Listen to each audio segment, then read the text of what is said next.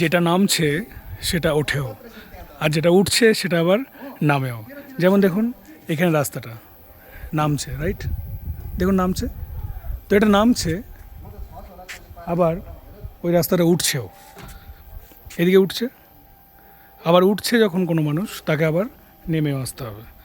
তো একইভাবে জীবনের ক্ষেত্রে একটা জিনিস আমরা শিখতে পারি যে যখন আমরা কখনো নামছি, অর্থাৎ আমাদের কোনো ক্রমশ আমরা ফিল করছি যে পতনের দিকে যাচ্ছি, বা আমাদের লস হচ্ছে, বা আমাদের ক্ষয় হচ্ছে, ক্ষতি হচ্ছে, বা আমরা পিছিয়ে পড়ছি, তখন জানবেন যে এর পরের স্টেপে আপনি এগিয়েও যাবেন যদি আপনার দৃষ্টিভঙ্গি ঠিক থাকে।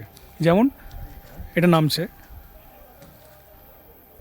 আবার উঠছেও, এদিকে উঠছে। হয়তো হাসি লাগতে পারে আপনার, ডিপলি চিন্তা করে দেখুন আমি যেটা বলছি, যে জিনিসটা নামছে সেটা ওঠে, আর যে জিনিসটা উঠছে সেটা নামে। যখন কোনো ব্যক্তির খুব মন ভেঙে যায়, মন মরা হয়ে যায়, ডিপ্রেশনে চলে যান, তার ভয় পাওয়ার কিছু নেই। তার লাইফেও একদিন উন্নতি হবে, তারও উত্থান হবে, তারও লাইফে ইমপ্রুভমেন্ট হবে। আবার যে ব্যক্তি একটু উপরে গিয়ে বেশি লাফাচ্ছেন যে আমি তো উঠে গেছি, আমাকে আর নামতে হবে না, সেটাও ভুল ধারণা। তাকে কিন্তু নামতে হবে। যদি তার চিন্তাভাবনা ঠিক না থাকে, সে কিন্তু খুব চিন্তিত হয়ে পড়বে যে কেন নামতে হচ্ছে। তো নামা ওঠা দুটোই হচ্ছে প্রাকৃতিক ব্যাপার। এই দুটোকে মেনে নিয়ে সঠিক দৃষ্টিভঙ্গির সাথে জীবন কাটানো হচ্ছে একজন সজাগ এবং সচেতন ব্যক্তির সঠিক আচরণ। এবং সেই আচরণটা আপনারা যেন হয়, তাই কখনো নামতে হলে ভয় পাবেন না, উঠতে আপনি পাবেন, ওঠার সুযোগ পাবেন। না যখন দেখবেন যে ওঠার রাস্তা নেই, তখন এটা ভয় পাবেন না, ওঠার রাস্তা আপনার জন্য তৈরি হবে।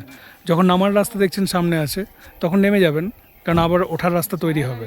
আর যখন ওঠার রাস্তা পেয়ে গেছেন, জানবেন যে নামতেও হতে পারে প্রয়োজনে।